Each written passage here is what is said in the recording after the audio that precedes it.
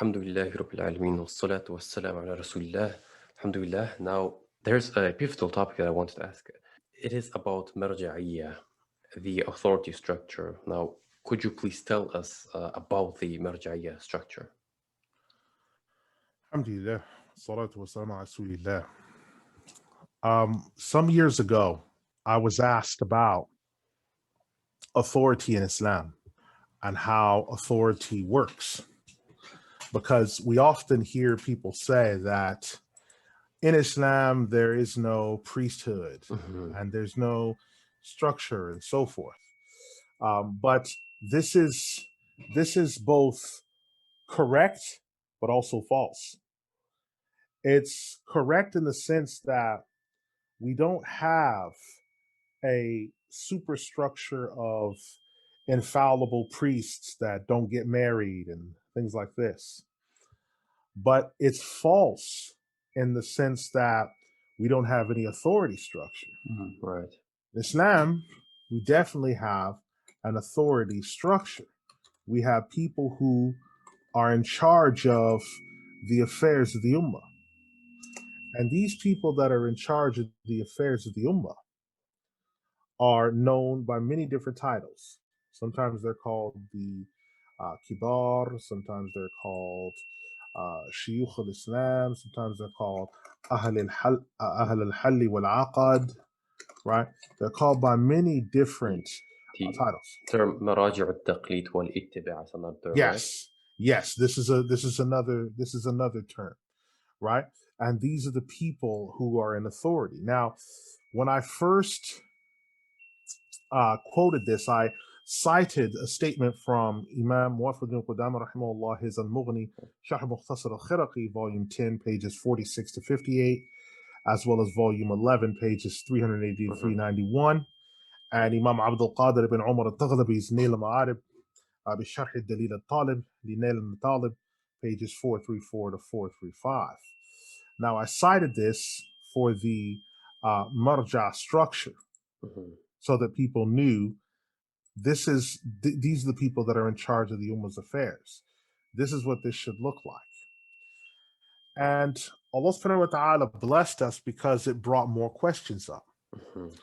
And it brought more queries because people had never heard this in the English speaking world. This is something that just caught people off guard. So I wanted to make sure that people understood who was in charge of the Ummah's affairs. So when we did, I created a flow chart or a graph that was based upon what had been given in those books that I cited. So the structure works in this way. You have the Maraji' al-Taqlid wal-Ittiba', and these are those worthy of imitation and following, which are Maraji' al-Taqlid wal-Ittiba'. This is mentioned people, Surah An-Nisa, the 4th Surah, Ayah 59. Obey Allah, obey the messenger, and those in authority from amongst you. Ulul amri minkum. It's another title used, Ulul amr, Ahl al-Halli wal-Aqad, right? These are these people who have global jurisdiction over the Muslims. The ability to demolish and bring government, to bring about khilafah, other things such as this. This is their business, right? Now, among these people, there are two divisions, right? The first division are the Mujaddidun. And the Mujaddidun are the renewers of the faith. And this is either one or more person who's declared by and from the ranks of the Abdal, which is the second division. Now, the Abdal are the high-ranking saints. These people are 40 in number and are the highest ranked of all the Maraji', and they're based in Sham and Iraq. He's the highest ranking, where the hadith of the Prophet sallallahu alaihi wasallam in the Musnad and other collections that there are 40, and that when one dies, another takes his place. So the Maraji' of Sham and Iraq, they have this special distinction as having these high-ranking people amongst their ranks. So these are the highest of people. So the Maraji' al-Taqlid wal-Ittiba' have these two subdivisions. These are the highest ones, the Mujaddidun Abdal. Now, sometimes a Mujaddid will also be one of the Abdal, right? Or one of the Abdal will be one of the Mujaddidun. but it's not always the case that each one is the other. Then you have the next one, which we have the qudat. Now, the qudat are the judges and judiciary. These are mentioned in Surah An-Nisa, the 4th ayah 83. They're appointed by the Maraji. Now, these fall into two categories. One is ulama al-mahakim. These are the non-sentencing judges. They have appeals, referrals to sentencing, fines, different things like this, and they refer to these affairs. The next are the kibar al-ulama, the sentencing judges. They enforce the laws in and outside of court, murder cases, executions. They're the people that do these things.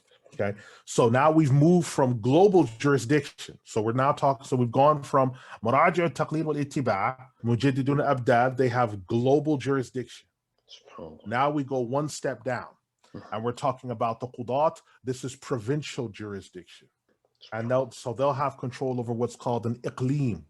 An iqlim or an aqlim will be a districted area. By district will mean China or Egypt, or these are jurisdictions. Now, the Maraji, according to Imam al-Taghlibi, have divided the Ummah's jurisdiction into 7 jurisdictions. Right? So there'll be qudat over these jurisdictions. Then once you go through that, you have under them the fuqaha, the scholars of fiqh, which are mentioned in Surah At-Tawbah, the 9th Surah 122. And these people are appointed by the qadis. They answer new issues that have appeared in their land, and they're the head of educational institutions where scholars are produced. So they're these people. Then under the fuqaha, you have the muftun, the muftis. Surah Al-Anbiya, the 21st Surah 7. They're appointed by the fuqaha, and you'll find that muftis often tend to lead the salah in the masjids. Okay, now they can give you the knowledge about the rulings, but they can't enforce them. And they also talk to you about things that have already happened. So if you ask them about wudu and things like this, they can deal with that. New issues, the muftun will go to their teachers, the fuqaha, because they're the ones that talk about the new issues that have either been handed down to them, because the fuqaha, when the new issues come, they have to ask the people above them. Right. So this is going down the chain, going down this flow chart. So the muftun, they have the knowledge of what's out, whatever has already been agreed upon or differed in. So the mufti, you go to him, you'll say, well, what do I do about this? And he'll say, well, there's a difference of opinion about that. It's either this or this. Or he'll say, yes, the ruling on this is this. Now the muftis, they split into 2 categories. Okay, the muftis will be the adam al-qada. These are people that have no jurisdiction, right? So what that means is they're not bound by an area. They're a mufti am, they're a general mufti. Then you have what's called the bil qada. They have jurisdiction, which in that case, like for example, Mufti ad-Diyar al-Masriya, the mufti of Egypt. He's the mufti over Egypt. So Sheikh Shawqi Alam, Hafidhahullah, is the current mufti of Egypt. His rulings don't hold jurisdiction over people in Libya, or Yemen, or other places. They don't hold any jurisdiction. And neither does he ijtihad. Yes, that's correct. Now, in the case of the mufti that is without jurisdiction, he can give rulings to any people that visit him, but his iftah is only binding on the people that he's giving it to. That's it. Whereas the mufti over Egypt or somewhere like that, his iftah is only for the land that he's in. The problem comes when people overstep it. So the mufti before Sheikh Shawqi Alam, sometimes you had muftis there like talking about France or talking about, that's not your place. That to the people that deal with that are either the fuqaha or the maraji above them. That's not your place. Right. So every now and then you get muftis that overstep their bounds, and they're not to be obeyed because they're muftis, and they shouldn't be talking about new issues, because their job is to talk about issues that have already been settled. Now you have 2 dangers that exist. You have muftis that try to act like fuqaha, and fuqaha that act like muftis. So let's explain this. Muftis that act like fuqaha is when they overstep their bounds, or try to act as if they can speak on these affairs when they can't, because that's not your job as a mufti. Fuqaha acting like muftis is because sometimes the faqih, if he's given an issue, he'll feel scared because maybe the government or whatever else. So he'll give an answer like he's a mufti when he has the ability to give you the answer to the new situation, but he won't. He'll defer to something else. Now, understanding these distinctions is also important because people wear titles in this day and age in the English-speaking world. So you'll have somebody saying, "Oh yes, so and so is a mufti." Oh, is he? Yeah. So now you have to start getting after people. Oh, so and so he's a faqih, is he? Or so and so is a mufti. Then why is he trying to talk to you about new stuff? He should be talking about the stuff that's already settled. If someone is a valid mufti and you ask him about a new issue, and this new issue has just come to pass, he'll say, "Come back tomorrow," or he'll say, "Let me speak to my teachers." Why? Because he needs to go to some fuqaha. He needs to go to them and ask them about the situation. Now, if somebody says, "Well, it's a new issue, but the answer's there," he'll say, "Yes, the sheikhs have said, or some scholars have said, or my teachers have mentioned." But the mufti it's not his place to be making ijtihad and coming with new rulings or whatever. The mufti's job, especially when he's under jurisdiction, the mufti's job is to deal with matters that have already been settled upon. Either there's ijma, or he's quoting a mu'tamid, or there's a valid ikhtilaf that he's quoting. Now, what the mufti may do, given the circumstance, he might give you the ruling that he thinks is most appropriate for that time if there's an ikhtilaf. Or if there's a zahir in the madhhab, like there's the mu'tamid, but there's also another dominant ruling outside of the mu'tamid.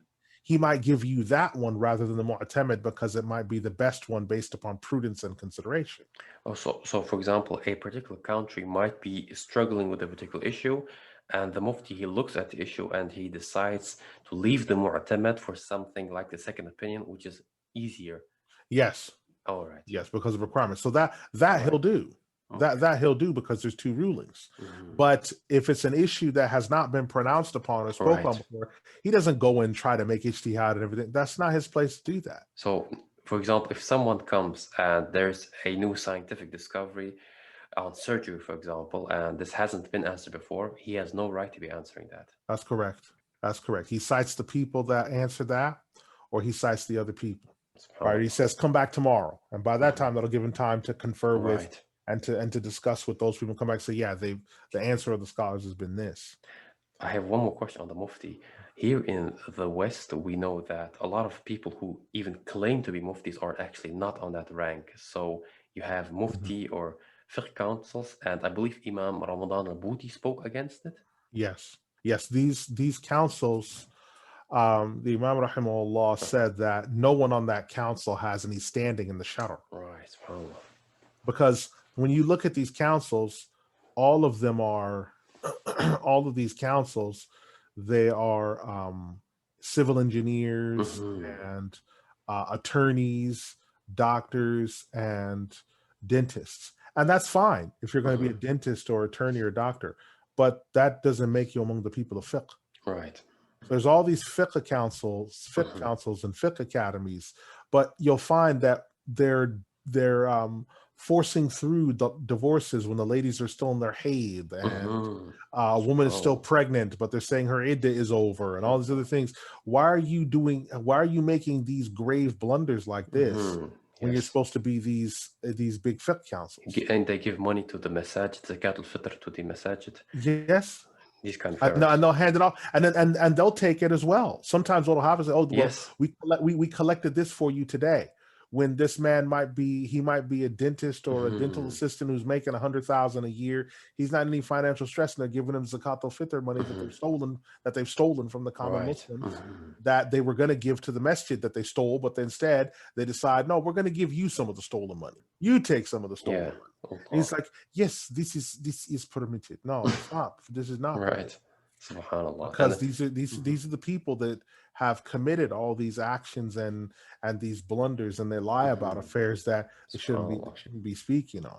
You know, when their attitude is, well, I have to answer no matter what. And these are people that they look at saying, I don't know, like how someone looks at some other shameful affair. They're like, I have to answer no matter what. Exactly. And you can see them when they're talking, that it's clear when they're speaking, they don't know the answer to the question, but they're going to fill it in anyway.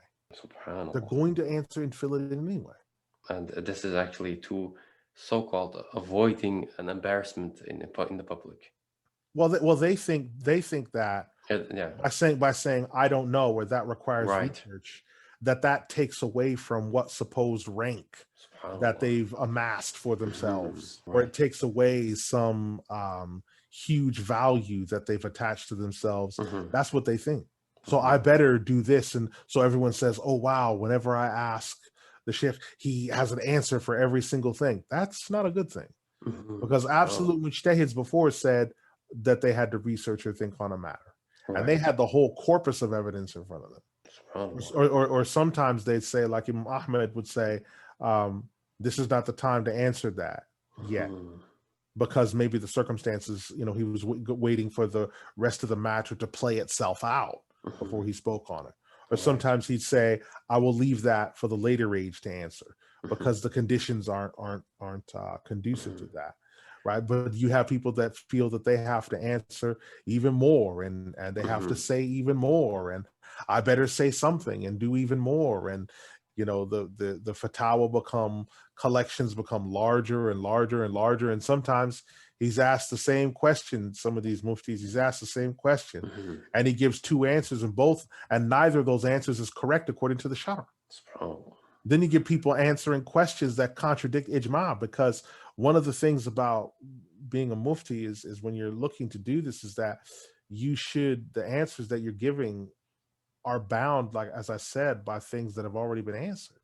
But you get people that are giving answers to questions where they call themselves muftis or fuqaha. Sometimes they'll give an answer to a question that contradicts ijma, and it's because they don't study, which is a condition for these people. You have to study the ijma'at. You have to study the things so that you don't contradict it. That's one of the tools that you have to study when you are studying to be a mufti or a faqih, is you have to study these things so that you don't contradict ijma. Because knowingly contradicting ijma is kufr. Unknowingly contradicting ijma shows your lack of knowledge. So it seems that a lot of the people in the West who claim to be muftis or have taken that position, they are people who have gone through a particular structure. They have studied something, but this is a mere claimant, because if someone claims to be a mufti, now he has to prove this either through a written ijazah, or what is the process of proving this actually? Yes, someone would normally be declared as such by their teacher, or have some type of written authorization, or something such as this. It's not simply that I've done this, that's it, now I'm giving fatwa. Right. So these matters have to be established and proven. And sometimes what happens is these people that will study in an institution, they haven't done like takhrij of that, like graduation from that institution. Yes. What they've done is they were there and they sat with some of them, and then they come back and say, mashallah, I'm this. Such a thing has happened in the case of the Qarawiyyin. Some individual from the West went to the Qarawiyyin. Now he went to the secondary school, that's the adjunct to the Qarawiyyin, and studied there. He didn't go to the big Qarawiyyin university. And now he's come back and said that he's a graduate and all these other things. Just like there's people that will go to the Al-Azhar off-campus site, and they'll study like in one of their programs, they'll study one of the programs, and they'll come back and attach Azhari to their name as if they've graduated to the same degree as like what a Shaykh Al-Azhar or one of the fuqaha of Al-Azhar. They'll act as if they've done that. They'll act as if they've lived in that capacity. And so someone says, "Oh, this person he graduated from Al-Azhar." He didn't. He attended some classes, and he graduated from a program at Al-Azhar. But he didn't do 14 years or things SubhanAllah. like that. He did Right. not do that. And sometimes people will say, well, Imam al-Bulti, he was only there for a few years and everything else. Yes, but you have to understand Imam al-Bulti's father was Marja. He Right. studied at accelerated programs SubhanAllah. in Damascus. So when he came to Al-Azhar, he came in having already surpassed a lot of levels of knowledge because he'd already studied so far. So Al-Azhar, when he got there, that Right. was kind of like finishing school for him. Exactly. You can't compare someone who's from a family of like Marja people to you, who's come from the English-speaking world with a shoestring knowledge of Arabic. Then you've been there for 6 months or whatever. There's people that have been there for like 6 months that have come back and have Azhari at the end of the name. Wow, SubhanAllah. They were there for 6 to 8 months, so they get back there. Now you're Azhari. And there's also another thing that people play around with, basically, with the Azhari title, because now they've actually adopted the Western style of university, right, where you register, but you don't necessarily have to attend all classes as long as you're there for the exams. So they can at the same time be studying outside of the Azhar Jamia, and they can be studying in different places, but then the title will be used after having finished the exams. Yes. These types of things happen where people attribute themselves to these matters. Right. And so the way of being able to tell someone who is untruthful from truthful is to query them. Exactly. Is to ask targeted questions. That's the way that you're going to ask, okay, when? Who did you study with? What books did you do? When you have somebody as an imam over a masjid, normally the people who are imams over masjids, especially Egypt and places like, they tend to be muftis. Right. Fuqaha tend to appoint muftis over masjids to be imams because people will ask them after the salah or whatever, or there'll be a masjid mufti that you can go to or something such as this. So when somebody says, oh yes, I've completed, I'm an Azhar graduate. Okay, what did you graduate with? Like what kutub did you do? Who did you do them with? What kutub? Okay, did you memorize them? Or what exactly happened? Because if this person is going to be appointed over your masjid, or this person is going to be sitting in the post as he calls himself a mufti and things like this, you have a right to ask these questions. Because these people are coming to set themselves up an authority over you. Now, we've already seen fake scholars that have set themselves up that have been involved in sex orgies that involve 20, 30, 40 women. Sometimes children were involved. There was drug taking and all this other stuff. It's all coming out. I don't have to mention any names. This stuff is all flowing from the river of fasad that had been flowing from these people. And that should be the thing. Now they're saying we're disillusioned about this. Well, you shouldn't be disillusioned. What this should do now is make you say, from now on, when people come to us, we need to have some type of sit down or meeting with them where we cross-examine these people. Because you can only do this in Dar al-Kufr. You couldn't go from a program like that and then go to Iraq and say, yes, I'm al-Azhari or whatever else, because they'd cross-examine you and check on you and find out about you. Don't just do that.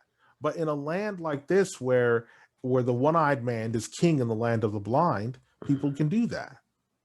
They can just say anything. And then people will contradict their own madhhab to which they're coming from. They're like, well, wait a minute. How are you contradicting your own madhhab? How are you able to do that? It's like you're going against your own mu'tameds, your mashhur, all these other things. Yes, but I follow the book and the sunnah when there's kind of like, nah, something's wrong here. Something's wrong here. Because people, as much as they like to claim these titles, they love to be an individual. But let me make this very clear. Islam is not an individual's religion. It's a group religion. That's why in the Quran, Allah subhanahu wa ta'ala says, Ya ayyuhalladhina amanu, you who believe. He doesn't say, oh Muslim. This is not an individual's religion. And this is one of the reasons why individualistic type people either become predators in this religion or they struggle in this religion because they have a problem conforming to working in a group. And as Omar said, there is no Islam without Jama'ah. They have a problem conforming to a group. Because if I follow the madhhab of Imam Ahmed, when I step out of line from that, I can be held responsible by that standard. Right. Wait a minute, what are you talking about, brother? None of the Maraji have said this before. Where are you getting this from? What kutub? What living Maraji? What are you talking about? I can be held accountable. But if I only give lip service to it, then you can't even hold me responsible to that, because I can say, Wallahi, we live in unique circumstances in the milieu with which we find ourselves, practicing sacred law in secular lands. We have to do, you see, once you do that, then you're not responsible to anybody. Right. So what you have is you just have popes. You have a series of popes, because all these men become popes. You have Pope Yahya over here, Pope Abdul Rahman over here, Pope Muhammad here, because they're all head over their own religion. Because they're not responsible to anybody. You can't hold them to any standard. The moment they say, I am such and such and such, and I am Maliki, okay, we're gonna see if you match the books and match the scholars. Hey, what you're saying, it doesn't match any of these people. Well, they don't really know, and they don't live here in the religious milieu in which we find ourselves. Okay, we have to stay away from this person. This person is jahil. No one in your madhhab has the knowledge that you do, but you studied the knowledge from them. But now you're more knowledgeable than all of them. They're basically cutting themselves off by being here and not referring to those authorities. Yes, but they will piggyback off of them for legitimacy. Yes, exactly. They ride those names for legitimacy. So one of them once said that he considers Imam Ibn Rajab al-Hanbali one of the pillars of knowledge who he leans upon. And I thought, but this individual, if Ibn Rajab al-Hanbali was alive, he would have killed, literally, he would kill that individual. If Imam Rajab al-Hanbali rahimahullah was alive, having seen what that individual did, he would have killed him. Because Ibn Rajab al-Hanbali rahimahullah fought against Tatars, he fought all different types of people. He was alive. This individual, the things he's saying and doing, Ibn Rajab would have killed him as a zajr, as like a warning to like make other people see, don't do this. So these are the things we have to think about. Now, we don't deny either that they can be muftis in the West, but when speaking of fuqaha and qudat, these are only in Darul Islam. Yeah, these people are only here because the cultivation, fuqaha and these type of people come about in Darul Islam because they're appointed over areas to govern over areas. In Darul Kufr, no one's governing over anything because the deen hasn't been established and the ahkam al-shar'iyya are not in effect. So because they're not in effect and dominant, the people that would enforce and execute those laws are not present. So you have people that answer queries and they answer questions, muftun, yes. But individuals. The individuals. But Maraji and Qudat, no, because in order to have them, you have to have the machinery. So in the early 90s, when I was in London, there was someone calling himself the head of the Sharia courts of the UK. I thought, what in the world? Because there's no machinery here. So where would you be getting that from? That's bad comedy. And he gave me his card. Let me give you my card. I looked at the card and it said such and such, his name, head of Sharia courts in the UK. I thought, what in the world? But that's what's going on. This is bad comedy. Now, the Maraja, the authorities that we're talking about, what rank of ijtihad are they upon? The mujtahids that are left today, because we know that absolute mujtahids have died out. The absolute mujtahids within the madhhab have died out. Mujtahidun murajjihun have died out. The mujtahids of derivation, mujtahidun mukharrijun, they still remain, as well as the fuqaha and muftun. So they're the 3 out of the 6 types of people of knowledge on earth, according to their knowledge. Out of the 6, these 3 remain. And so these mujtahidun mukharrijun, because these are the mujtahids that deal with modern issues that assail the ummah globally and locally. So these are people that their jurisdiction is global, and it's global over the ummah temporally and spiritually. Temporal, I mean militarily. So these are the same people that said when the Russians were transgressing in Afghanistan, they told the Ummah, you should go and defend them, not just the Afghanis themselves. The same people that said you should go to the Balkans and defend these people until they committed treachery in the Dayton Peace Accords. Oh. And now we see that those people, for their treachery, they're getting what they're looking for, because the jar of honey that they thought they were going to get is poisonous. And now all these people are being arrested and removed from their posts. Well, that's what happens when you betray the people of authority in this ummah. Subhanallah. Could you give us a smaller example of something new that came and where the Maraji had to make ijtihad? Okay, an example of something new that came was when the pig aorta issue came to light. Years ago, they found that human beings were suffering from a condition in which the aorta of the human heart was being eroded due to diet and other genetic factors. And people would die once the aorta becomes detached. Survival is highly unlikely. Well, they found that the pig aorta is similar to that of the human aorta. So they contacted the doctor that brought about this was the Dr. Michael Debicki, who realized this. And people would not give him a chance in the US and other countries, but he did send his findings to two Marja people, Imam Muhammad Mukhtar al-Mayaba Shanqiti, and some of the Hanbali Maraji as well. And they gave their response. And their response was that in an emergency circumstance like this for the preservation of human life, until one can find an alternative, this is permitted to do. And so this brought about the use of the pig aorta for these other things. And when Dr. Michael Debicki went to the US to continue more findings, initially people in the US were skeptical. So this was already happening in Dar al-Islam, is being done, but people in the US were skeptical. So he wound up ultimately being successful and being cited with all these plaudits for the great work that he did in medicine. And then eventually they brought about subsequent to that, a synthetic aorta has now been made. So now they don't have to use the pig aorta. Now they can use the synthetic one. But this proved, alhamdulillah, an example of where the Maraji spoke on this matter. There was another case as well where you had two twins joined at the head. And this operation was going to be a 27-hour operation. And it was conducted in Egypt. And it was one that had never been done before, because you had to disconnect the nerves, because they were sharing, their brains were slightly connected as well.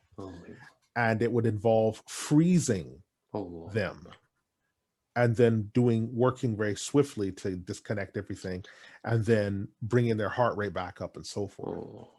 This operation was done in Egypt over a 27-hour period. And the Murajit were contacted regarding this, and they had to speak on this matter regarding the nature of the complexity of the operation, and can we do this regarding the matter because we'd be lowering their heart rate, bringing them close to death. Also, the issues came regarding salah, because how are we going to deal with salah during this time? Are we allowed to combine, because it's over a 27-hour period and everything else? And so the Murajit pronounced on this matter. And alhamdulillah, this was able to be done.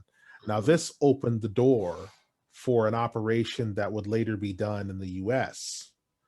And the first one to have ever done this operation in the United States was a black man, as it's titled. He carried out this operation, the first of its kind in the United States, based upon the Egyptian model, right? Another example is the great Imam Abdul Qadir bin Badran, where he was asked about a situation going on in Kuwait and some other parts of Dar al-Islam, in which the Jamiat Masajid were becoming on Jummah extremely crowded. And they wanted to build another masjid, but this would involve more than one Jummah taking place, when in reality, there's only supposed to be one Jummah occurring in an area. So he released a ruling that was a landmark ruling. And the reason why there's more than one Jamia masjid in Kuwait today is because of that ruling of that Imam in 1346 Hijrah. Allah. He is the reason for this. SubhanAllah. Right. So this is an example. Another example is Imam Yasin at Turkey, Al-Hanbali rahimahullah. He is the first one to have, when he was marrying couples in Iraq, because of the pandemic levels of talaq that were happening, he held the right of talaq by absolute decree, meaning that he would marry couples, and if they wanted to get divorced, they had to come to him. So the man, if he pronounced talaq, it would be null and void, because he had taken his haqq of divorce. He'd willingly handed it to him. So this is the first time this had ever been done, to try to stop the catastrophic levels of talaq, because men, especially some of our Arab men, they get angry. I divorced you 1,000 times, or get out of my life forever. Making statements like this causes these real catastrophic issues. So to avoid that, he made sure that he held absolute decree. So if today's Maraji, if they do ijtihad on a particular new issue, what happens if they differ? If they differ, this is recorded. Right, this difference of opinion is recorded, and it funnels down, right, just like the rulings where they agree, right? So these issues funnel down, and they wind up going into the books, right? And these issues that funnel down, when there's agreement, then it's agreement. Where they differ, it's left to the members of the ummah to decide for themselves which position they so adopt, right? Because this is an issue of global jurisdiction that's past a normal local area. When it's on that level and they differ, it's left to the individuals to decide. So these issues of ikhtilaf, they happen from time to time, and when they happen, it's left to the individual to decide what he or she will do. And most of these authorities, they are present in Sham, Iraq, and Egypt. Yes, well, there's Maraji throughout Dar al-Islam. There's Maraji throughout, but the highest ranking, the Abdal, are in Sham and Iraq, right? But the Maraji are over. So every Badal, everyone from the Abdal is a Marja, and then every Marja is from the Abdal. Right? So you have Maraji in Egypt, you have Maraji in Libya, you have Maraji in Morocco, right? So Dar al-Islam has its Maraji. I would like to ask about the Abdal, actually. Now, there is some innovation out there which says that the Abdal are just pious people, but they're not scholars. A lot of people tend to say this. Where does this come from? In the English-speaking world, alhamdulillah, salatu wassalamu ala rasulillah, this pious folklore tends to be said. But the issue with that, though, and the problem with that is all the examples that we have where people are being referred to as qutb, meaning the head of the Abdal, they all tend to wind up being scholars. Sure. Like, for example, Abu Umar al-Maqdisi in his time was the qutb for 10 years before he died. Right, so he was qutb for 10. He was declared, and he remained that way for 10 years. Now everyone's agreed that he was a scholar. Right. And other examples of people, Shaykh al-Jilani, who's called the head of the Sultan of the Awliya, right? He was head. So we don't have examples of history where, oh yes, the Abdal, they're just laymen. Right. Now, someone who's pious and righteous is certainly a wali, but he won't be a badal. Because these people, it says that there's rain that's sent down on behalf of them, and they manage the ummah's affairs. Well, how are you going to manage the ummah's affairs if you don't know the hukm shari and these other matters? It's obvious if you're managing the ummah's affairs, you're in authority, and if you're in authority, you're ulul amri minkum. And those people are the same as ahl al-hali wal-aqad, those who bind and loose. I remember reading Imam Hajar al-Haytami.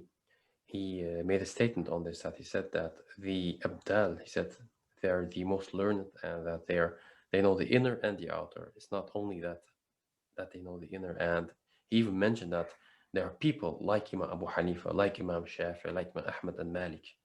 So which tells you that they have a high rank, a high ranking Yes. scholars. Yes, these are the highest ranking of these people, and from among them you'll get mujaddid people. Right, You get subhanAllah. these renewers of the religion. Mhm. You get these people like this because it's their job to renew these affairs, to clarify matters that have become obscure, matters that have become ambiguous, to make them clear. And we also don't deny also one thing. We say that the Abdal are scholars, but at the same time, they're also the highest ranking of the saints. Yes, And yes. So we don't deny that. So there are righteous laymen who are wellies, right? but they won't be on the same rank No. as the scholars that are wellies, because the scholars, their knowledge benefits them and benefits other people. Whereas the individual righteous layman, his knowledge or whatever he has benefits himself alone. Right, subhanAllah. That's the distinction. And the hadith on the Abdal, it states that Rasulullah sallallahu alaihi wasallam, he said that the high ranking saints are in Sham. And so he said the high rank, so which means from amongst the believers, they have the highest rank in wilaya and in ilm. Yes, this is SubhanAllah. correct. Now, how do we actually know who is an authority, who is a marja? How do we recognize them? Okay, the Marja people are known by the following category. They're known by the living Maraji declaring them as such and saying these are the people who are in charge of the Ummah's affairs. I gave an example of Imam Ismail ibn Badran, Hafidhahullah, who, when he was asked who are the people that have rank in the Ummah, and when he mentioned these people, he gave a very long quote, and he was very stringent. He was very stringent and particular about the statement that he made. And he was asked about the most knowledgeable scholars of today and to name some. And he said, in this time, by the praise of Allah, there are noble scholars and sages who are working hard, and there are great scholars of fiqh. We have in Islam some respected and trustworthy scholars. For example, Muhammad Sa'id Ramadan al-Bulti, Muhammad Ratib al-Nabusi, Muhammad Qurrayyim Rajih, Mahdi Mustafa al-Nuri. These scholars are indeed head over the Muslim world and not just Sham alone. So these, when you hear this type of language, they're head over the Muslim world and not just Sham alone. Right? You understand that these people are in charge of the Ummah's affairs temporally and spiritually. You'll also know someone's rank by in books. Why sometimes, like Muwaffaq al-Qudama, the Imam rahimahullah, said, I was asked by some of the companions of my school that I should collect a fiqh book. Right. Right. That's proof as well that because a fiqh book is going to cover from the Book of Waters to the end of it, all other matters, which means you're pronouncing on all these affairs. And you're given permission to use your ijtihad. You're writing an independent fiqh text. Right. Using the usul that madhab. So the Umda was brought about. The Muqni' was brought about. The Kafi was brought about. Those books, although they were inspired by other books, he wrote them from scratch. And so if someone says that to you, if a Maraji are there, or someone's in a gathering, they say, you should write a book, or you should comment upon this book, that is the proof positive that you're those people. If a living Maraji declares you his successor and says, yeah, you are in charge of my duties after me, or they say this person is the most knowledgeable after me, this type of language entails that you are the authority. And if he says, now you will teach in my place. Yes. These types of things are clear indicators that you are an authority within your madhab. So that your authority, your jurisdiction is wide-ranging. So to write a fiqh text or a commentary on a fiqh text, one does have to be a marja for this?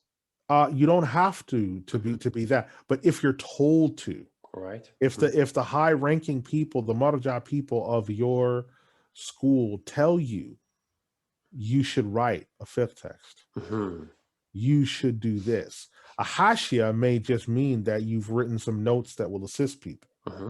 But if you're told you should do this, other marja people do this, right? So there are some fuqaha or some qudat that have written, excuse me, fiqh texts as like a helpmate or an assistance to people.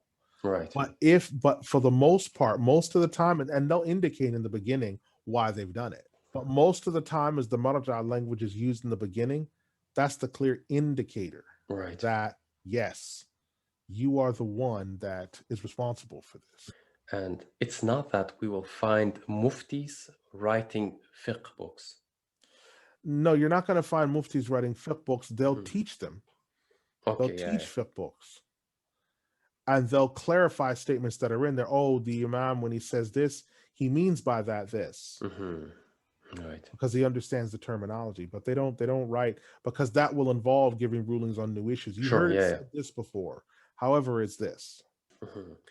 And this one particular issue people today have is that they claim that a lot of the scholars are deviant, and because they don't know or don't believe in the marja structure, this makes them earn certain matters where they take things into their own hands. And is this a particular thing to the West? Um, what it is this is a problem in the Western world.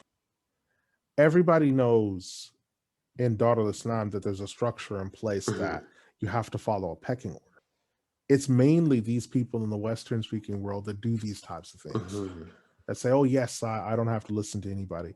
We all know that there are imams in every age, imams of these madhabs that are in charge of the ummah's affairs, that stand out, that are specialized and are set apart from everyone else because of their detailed Right. and unrivaled knowledge. We all know this. People that are students of knowledge and people that are Islam, we know this, right? People in the what we're calling the West will merely say, well, these are religious scholars and they don't speak on economics and everything else. Then why are there fatwas on riba? That's not economics. Why are there fatwas on jihad? Why are there fatwas on sexual intercourse? That appears to be something that's detailed. And the Maraja, they have, like you said, they were not just learned in the deen itself, but they knew so much more. They knew economy, they Yeah. knew the politics. Yeah, they have to deal with all this. Right. There's a book that was written by Ibn Abdul Hadi, which is it's a book that he wrote. Off the top of my head, for some reason, it's not coming to me, but it's a book that he wrote about how to set up governance, like Shari'i governments, how to appoint all these, how to do all these other things. That book is written by people who know the affairs of the ummah. Because today here in the West, people have this mindset that you're a scholar in the deen, and this is a scholar in medicine, this is a politician, this is an economist. So, but our Marja people, they all have that. It's all embedded in this. This comes from that type of thinking comes from people saying, because they believe that ulul amri minkum means that ulul amri minkum means that it's everybody. It's lawyers, it's politicians, it's all these people. And that's from Muhammad Abdul, Khalafullah, all these types of people that brought this about. So this is something that's coming from them, because you have to remember, in the Kafir Dar al-Kufr, that's what people believe. The politicians are in charge, and the doctors are in charge, and these people are in charge. Yeah, but people have to remember, those things are hit off, meaning they're occupations, and they're funun, which means they're softer branch sciences. But those branch sciences doesn't mean that they're in charge of the usul. The funun and the hit off came out of the usul. So this is the affair that has to be kept in mind. And today, could you tell us, we certainly have Maraji from all the madhahib, but specifically, who are the Hanbali Maraji of today? Okay, so when we talk about Maraji of this day and age from the Hanabila, okay, what we want to look at and understand is we have people such as Imam Ismail ibn Badran, we have Imam Salih al-Shami, we have Abdul Rahman al-Shami, we have the late Imam Muhammad Isamuddin al-Shatti, who is the direct descendant of Imam Hasan Al-Shabti. We have Imam Muhammad Abdul Basit Al-Ruhaybani, who is a descendant of the great Mustafa Al-Ruhaybani. So these are some of the most outstanding, they're not all, but they're the most outstanding Maraji that I can think of off just the top of my head. And in Egypt, we have also the head of the Hanabila, Muhammad al-Sayyid. Yes, he is there as well, alhamdulillah. He is there as well. That's why I said off the top of my head, because I tend to think off the top of my head.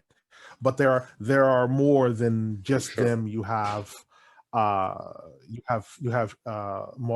in Qatar, in Kuwait, and others, right? You have others besides. But those are, when I think off the top of my head, I think about the people that commentate upon kutub. I think about the people who write kutub and rulings. Those are the immediate people that come to mind. Would you say that most of the Hanbali Maraji today are from Sham? I would say I'd say they're overly represented, because they're overly represented because of their seniority, their dedication to the knowledge, and also their proximity to Iraq and the other areas, which is so close.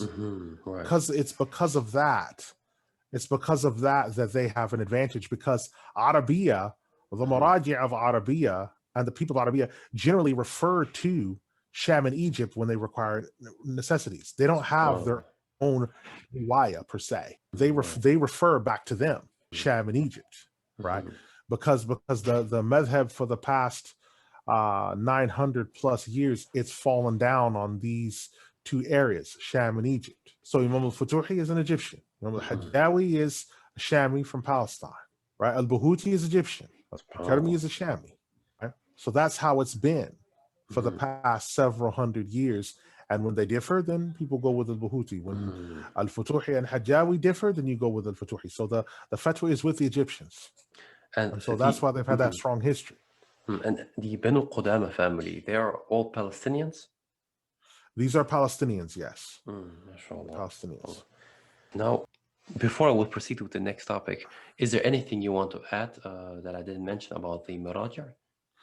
I would say that one of the most important things in Islam is understanding that there is a such thing as a structure, that there is a such thing as authority, and that there is a such thing that people are responsible. People have a supervisor and an overseer. They're responsible to it, their job. People have a foreman, that's the head of a construction site, that they're responsible to. People always have somebody that they answer to. But for some reason, when it comes to Islam, they don't have to answer anyone. This is false. You're responsible for the things that you do to Allah subhanahu wa ta'ala, yes, but in the earthly life, people that can check to make sure that you are acting responsibly and do things, and who also deal with affairs that challenge the ummah in the day-to-day, those people, they're also in charge. And those people are also responsible. So the Maraji also check each other. So the Muftis, they're responsible to the Fuqaha. And the Fuqaha separate up into different qadis, the sentencing and non-sentencing qadis, and they're responsible to the Mujaddidun and other people, the senior Maraji, they're responsible amongst each other and they check each other. That's what this is. It's a structure because people are responsible to other people. No one has a right to live individually. And this is why I've said Islam is not an individual's religion. It's a religion for groups. It's a religion for a group of people. And we work in a jama'ah. So when you hear a Muslim say, well, my religion and what I do, that's my personal business, know that you're speaking to a Christian, because that's Christianity. Allah subhanahu. And in specifics, that type of Christianity is a Protestant form, because it's Martin Luther 500 years ago that came up with the idea that a man's religion is his own business and he's on an island by himself. And all that. That's Martin Luther again, which makes sense because he's been through that 15-year school system. So what else would he lean on but that? And This comes due to this separation of church and state, the thing that they come up with. Yes, because that's that Christianity again, which is also from Martin Luther again. Right. Oh. So you have these two powers. You have the secular authorities and the spiritual authorities, Right. and never the twain shall meet. No, that's nothing to do with Islam, because we don't believe in a church type system where there's an infallible magisterium of unmarried priests that control affairs. We don't teach that. We don't teach that either. But there is an authority structure where people who manage affairs, because the Ummah will always encounter new affairs and new incidents. Yes. Okay, so who deals with it when that happens? Well, what does every man just do what appeals to his mind and what he feels is most right? Well, that's Christianity again. No objective That's Christianity. standards. Yes, that's Christianity again. That every man appeals to what he feels is most befitting to himself. Oh, Right. okay. Do you consult the Holy Spirit as well? Allah. This is Christianity. We have a structure in place when things don't make sense or things go wrong, and the most knowledgeable people in the religion are the people that are doing what? Implementing the religion. So who is implementing the religion? And who's implementing it the most? Is these people that we go to.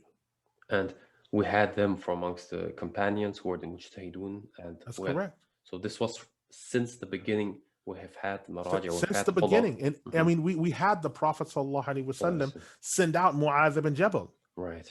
The famous historical account where he said, you're going to a people who've already received a book before us, meaning people of the book. He said, if you find yourself met with a question, what will you do? He said, I will look in what I have of the Quran. And if you do not find it there, he said, I will look into what you have said. He said, and if you do not find it there, he said, I'll look at what those senior around me have said. And if you do not find it there, he says, I'll look at those things and use my own judgment. Well, there's some of the usul of your fiqh right there. Right. So I'm looking at the book, the sunnah, the ijma', and then if I don't find anything in there, I will use qiyas and examine those others and come to my own judgment. Okay, then. That's what we're saying. So this has been going on for some time. Now, this reminds me of something very important in our age, actually. Perhaps these last 100 years, the Orientalists, they have written books and purposely state in those books that ijtihad has ceased, and some have said since the Mongol invasion, since the fall of the Abbas Khilafah, ijtihad has ceased, and they write these very tricky statements as, will Muslims bring ijtihad back? So this has come into the minds of the believers, and I've had people who are literally arguing with me, stating there's no ijtihad today. So what have you to say about this? When people say this it has to do partially because of the fact that they are illiterate of what's actually happening with the Muslims. Every year, new kutub come out. Now, I can't speak on every single madhhab because I don't have detailed knowledge. I know enough about the Malikis. They came out with some big book about medicine, some big monster thing about medicine. This was about a couple years back, right? The Hanabila about 2-3 years ago released a book of fiqh that was put together by some Marja in Kuwait and Qatar and some other areas that dealt with fiqh, and it also dealt with medicine and a whole bunch of other new things to do with growing food in different places, growing food without using soil, and all these other types of things. Those rulings are there. So every year there's stuff that's coming out. There's a book that came out 3 years ago regarding inheritance laws with regard to children and adoption and all these other of these matters. Every year there's new stuff coming out. Right. I can say for a fact from my madhhab, so I'm assuming it's something like that for the others, but I don't know their level of dynamism, so I won't speak with authority on other schools. But I can say from my school there's about 10 books or so that are coming out dealing with new and specific issues. We just came out of a period where Rod al-Murbiya, a 9-volume work, has been brought out that's still waiting for print, that has collected together all the rulings up until today, all the councils, because councils happen every year. These council meetings between Maraji, the most recent council meetings on different matters. And they were using a role of Murbi as the metin. So all these issues that are new and are being dealt with. Right. But if you are so busy trying to get into the Sorbonne or Harvard or Princeton or Yale, and you spend your time with your head in those books and not concerning yourself with the matters of the people of your religion and the men of your religion, then obviously this is going to happen. And Imam al-Buti, when answering this particular issue in his book of Civilization, he states, like, kind of mockingly, like ijtihad ceased, like it stopped, like it has stopped before. Yeah. This silly statement that people have. And it's ridiculous, because these past hundreds of years, how have we gone through these ages without ijtihad? It makes no sense. All of these new issues that came up about. Well, all these things have been going on. So how have we been dropping all these books regarding jihad? There's a book that came out, and one of my teachers had it. It's called the Mawsu'atul Jihad, the Encyclopedia of Jihad, and it's like 60 volumes. Allah. And it spanned from one side of the wall to the other, and all it deals with is combat and warfare, the evolution of combat and warfare. Allah. From like the very beginnings of jihad all the way up until today. It shows diagrams, pictures, guys firing rockets, guys firing mortars. It shows all this stuff. So what are they talking about? That where's the ijtihad? Oh, there's plenty of ijtihad. Yeah. You're just not watching and examining and looking.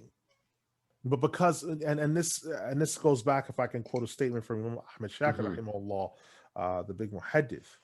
He said,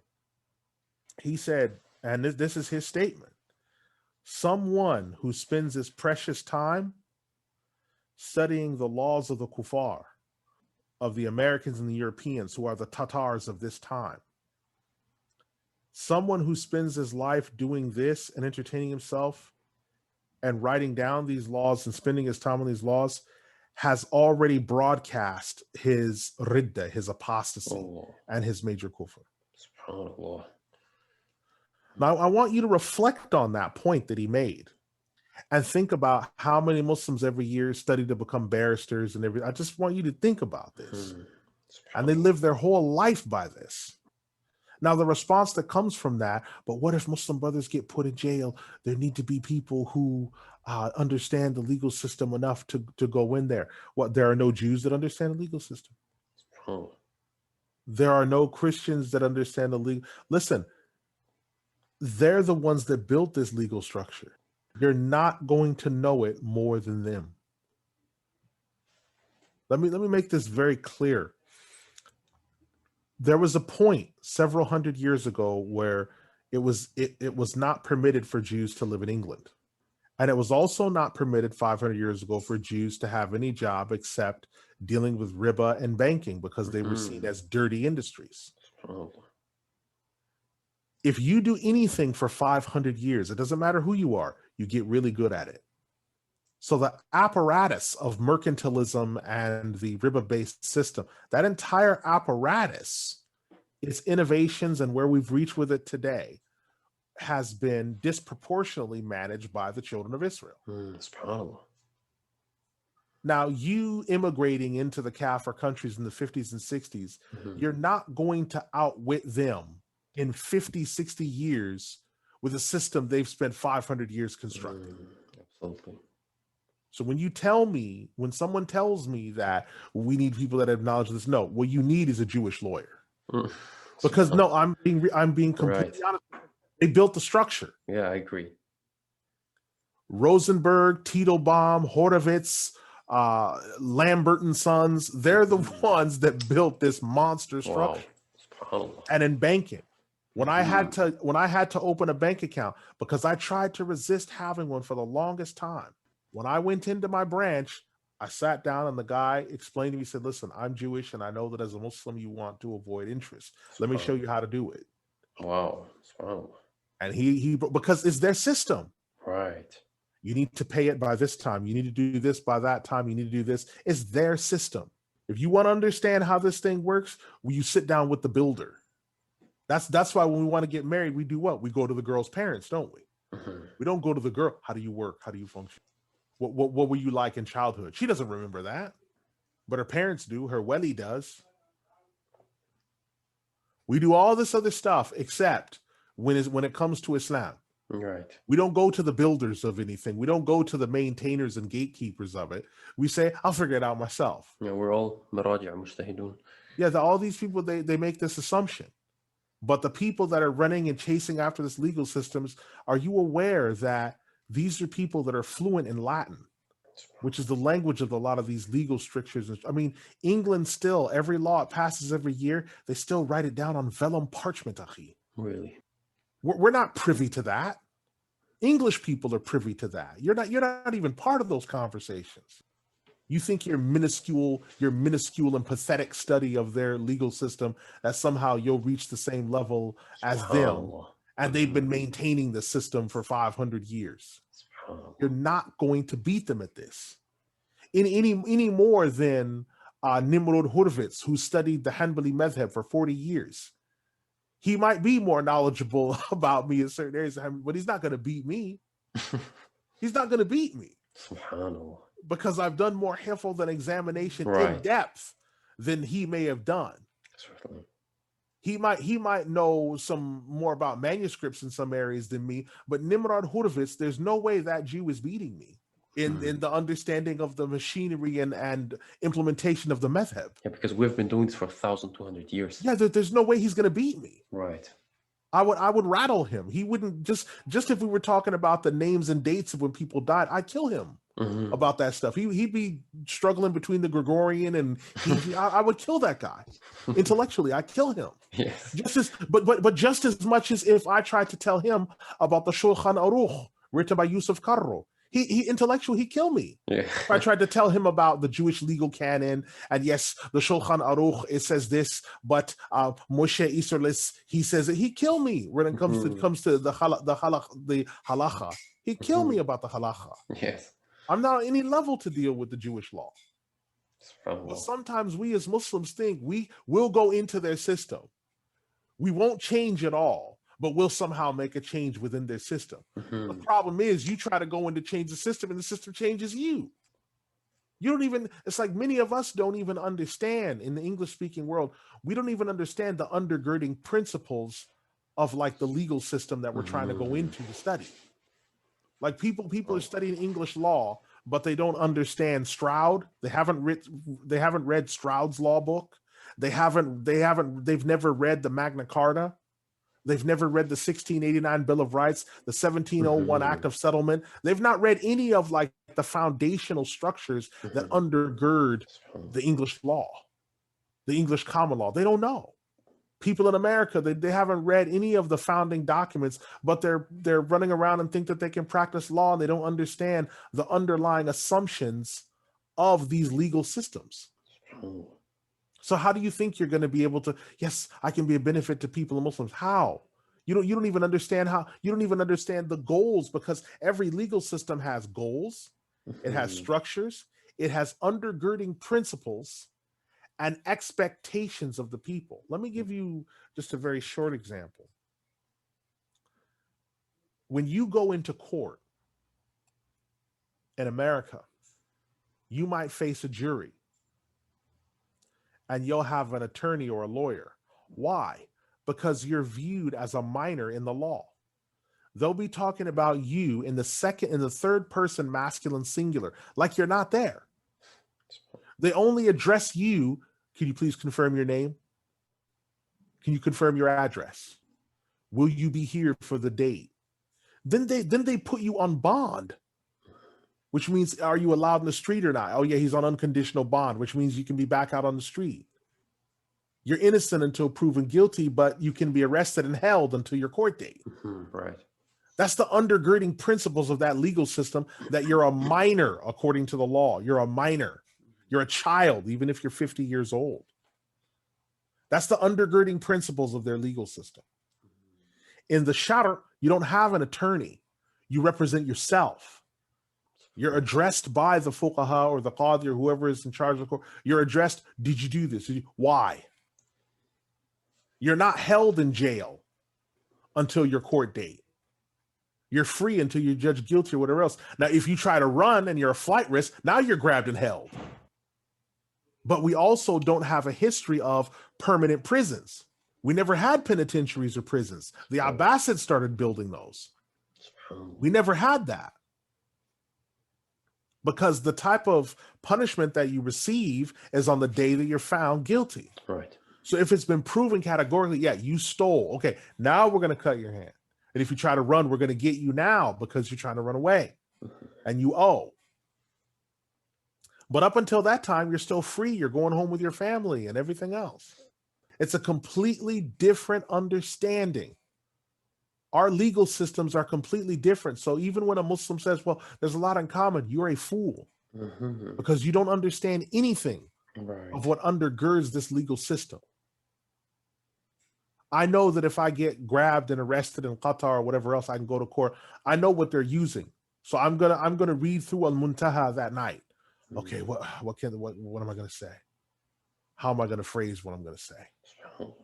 Okay, now I know when I go in there, okay, listen, did you do this? Yeah, I did. Did you do that? Yeah, but I want to object because I want to say this and this. I'm talking on my own behalf. Unless I was a kafir, there'd be no reason there where I need a representative. That's my madhhab. I know what's going on. But if I'm in the United States, I don't know what's going to happen. I need a legal representative. Then someone puts my house on lien because I have to take money to pay for a solicitor that's charging me $500 an hour. He's taking lunch and charging me billable hours while he's on lunch. Yeah. He takes an hour lunch and he charges me that hour. That's billable hours. Don't worry, Abu Jafar. We're going to get you out. Your Honor, what my client wants to say, he's just talking about me in the third person masculine singular. And then people are coming in and doing ruku' towards the judge, getting up and sitting down when he comes in. Subhanallah. Bearing allegiance to the seal that's on the wall. Do you even understand what undergirds American or English law?